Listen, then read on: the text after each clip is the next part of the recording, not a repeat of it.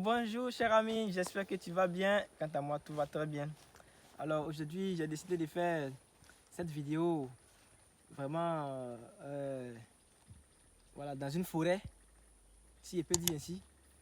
Voilà, pour vraiment te présenter quelque chose de très important. Ça va? Alors aujourd'hui, je me trouve précisément à Saint-Fra, dans un petit village où vraiment j'ai passé toute mon enfance. J'ai quitté Bouaké en 2002 et ma destination c'était ici.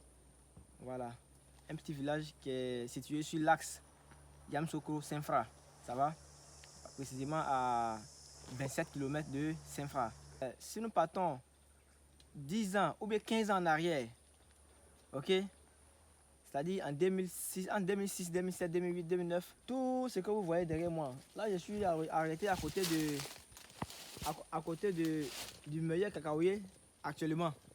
Voilà, il y a quelques fruits dessus. Ça va? Il y a quelques cabosses de cacao. Mais je vais dire, si nous repartons en arrière, tout ce que vous voyez autour de vous, tout est un champ vraiment accompli. Un vrai champ de cacao. Mais 10 ans, ou bien disons 15 ans après, aujourd'hui, je reviens et je vois que la majorité du champ est devenue une forêt, disons, une forêt dense. Parce qu'il n'y a même plus de pistes pour pouvoir rentrer dans le champ. Entre-temps, en 2008, en 2009, tu pouvais t'arrêter de ma position et voir même jusqu'à 200-300 mètres. Parce que tout était dégagé, tout était très bien dégagé. Mais qu'est-ce qui s'est passé depuis lors? C'est parce que tous les cacaoyers ont séché, toutes les plantes sont mortes. Donc du coup, les herbes ont poussé vraiment massivement. Et aujourd'hui, nous nous retrouvons dans un champ vraiment qui a perdu sa valeur initiale, qui ne peut pas donner vraiment tant de lui. Parce que la production a baissé vraiment considérablement. Ici, je me souviens très bien, en 2009, nous avons fait une récolte où nous avons pu avoir plus d'une tonne de cacao. Mais aujourd'hui, même 100 kilos pour l'avoir, c'est un problème. Pourquoi? Parce que toutes les plantes sont mortes, toutes les plantes ont séché. Alors, la réflexion que je voulais vraiment porter dans cette vidéo, c'est comment est-ce que nous pouvons vraiment aujourd'hui, en 2022, agir pour que l'action que nous avons posée aujourd'hui puisse vraiment avoir un impact sur l'avenir durant vraiment un bon temps. Rien n'est éternel, certes, mais je vais dire, quand on investit, quand on travaille aujourd'hui, il faut pouvoir penser à l'impact de ce travail-là dans 10 ans, dans 20 ans, dans 50 ans, dans 100 ans. Si je vais donner une date, ou bien si je vais attribuer un âge au champ que vous voyez actuellement, je peux dire, voilà, c'est depuis 92, ou bien dans les années 90 que le champ a été créé. Donc de 90 à 2000, ça fait 10 ans. De 2000 à 2010, ça fait 20 ans. De 2010 à 2020, ça fait 30 ans. Ok? Donc disons, au maximum, le champ doit avoir 35 ans, disons ainsi. Mais après 35 ans, dans le début, voilà, il y a eu des moments de joie, puisque le champ donnait très bien, on se comprend. Mais 30 ans après, aujourd'hui, on se retrouve vraiment avec une ruine totale. Ça va? Ça a été un investissement qui a profité un tant soit peu aux initiateurs du projet. Ça va? Mais est-ce que cet investissement a pu vraiment profiter aux générations futures?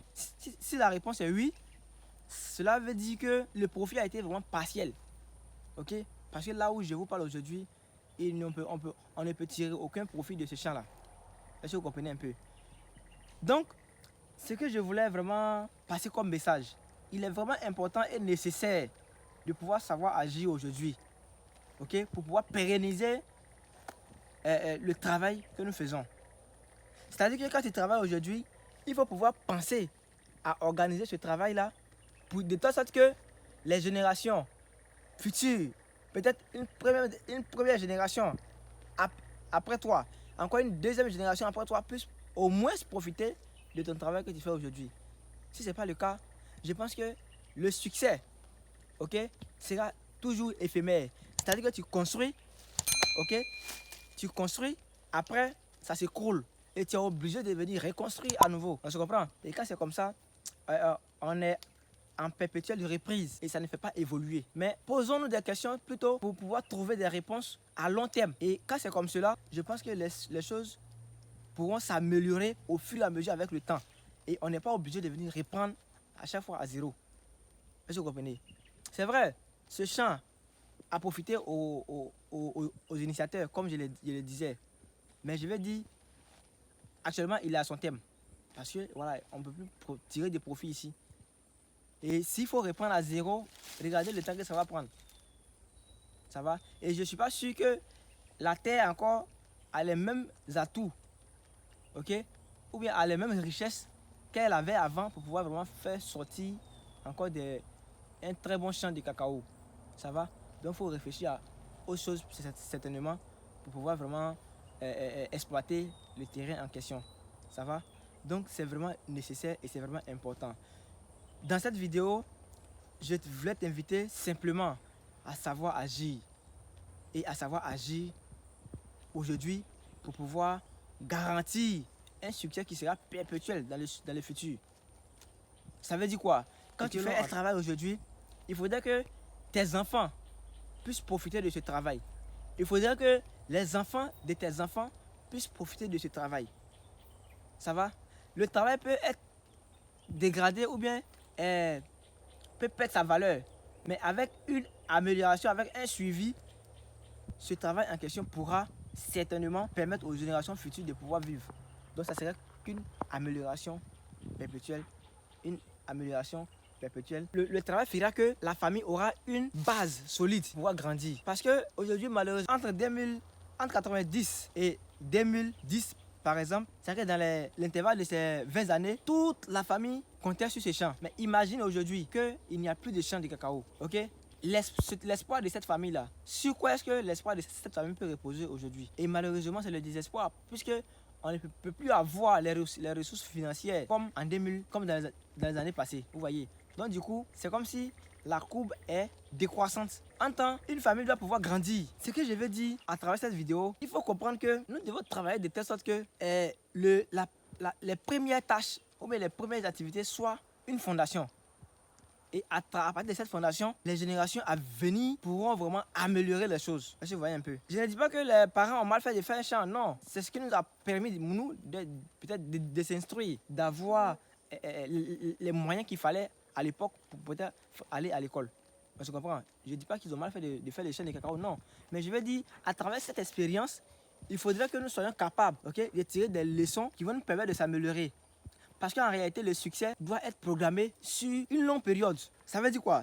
Si tu fais une action aujourd'hui, cette action-là doit te permettre de pouvoir grandir dans les années à venir. Et ne plus venir reprendre à zéro, okay, tout ce que tu as fait à la base. Donc c'est vraiment un point important, c'est vraiment un point nécessaire qu'il faut comprendre. Et je pense que si nous avons cette base-là, certainement qu'avec une sensibilisation régulière, nous pourrons vraiment devenir libre financièrement quelque part. Parce que le succès là, il n'est pas simple. Il faut le créer. Et pour le créer, ça prend du temps. Ça prend des années. Et le succès aussi, c'est une mentalité. Le succès, c'est un comportement. Et ce comportement, quand tu n'as pas, c'est pas évident que tu puisses atteindre le succès. Et je fais cette vidéo pour sensibiliser aussi toutes les personnes à opter pour des succès à long terme et non pas des succès éphémères, c'est-à-dire qui ne durent pas dans le temps. Ça va? Quand tu travailles aujourd'hui, il faut que les générations futures puissent profiter de ton travail. Et je me suis bien posé la question, pendant que ce champ fonctionnait très bien, qu'est-ce que les parents ont fait de l'argent, okay, qu'ils gagnaient? Est-ce qu'ils ont eu l'ouverture d'esprit pour pouvoir investir dans d'autres domaines d'activité? Parce que effectivement, le champ n'est plus aujourd'hui, mais l'argent ou bien tous les montants qu'ils ont encaissés dans le temps avec les grandes récoltes, je pense que si ces montants ont été bien investis, bien placés quelque part, même si le champ n'existe plus, mais je vais dire, c'est comme si on a un fruit en retour du champ. Est-ce que vous comprenez un peu? Donc c'est vraiment important.